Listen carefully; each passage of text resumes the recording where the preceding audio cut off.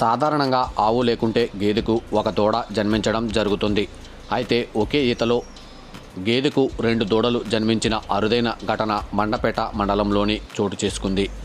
మండలంలోని మారేడుబాక గ్రామానికి చెందిన రైతు అచ్చయ్యకు చెందిన గేదె శనివారం ఉదయం 12 గంటల సమయంలో ఒకే ఈతలో 2 మగదూడలకు జన్మనిచ్చింది. అవి ఎంతో ఆరోగ్యకరంగా ఉన్నాయి. తన తొలిసూరి గేదె 2 అందమైన దూడలకు జన్మనివ్వడం పట్ల రైతు అచ్చయ్య ఆనందాన్ని వ్యక్తం చేశారు. ఈ దూడలను చూసేందుకు చుట్టుపక్కల వారు ఆసక్తిగా తరలి వస్తున్నారు. అది మా మండపేట మండలం అండి. మా మాడిపాకలో మాకు గేదె తొలిసూరి అవుతండి. ఇప్పుడు పొద్దు పిల్లలు 2 పిల్లలు ఇడిందండి, 2 దూడలు ఇట్టిందండి. మాకు చాలా ఆనందంగా ఉంది. రైట్, మేము ఇండియన్ చేయించున్నామండి. ఇండియన్ ద్వారాగా మాకు 2 కవలదోళ్ళు పుట్టిందండి పొద్దు పిల్లల్ని మాడిపాకలోనే.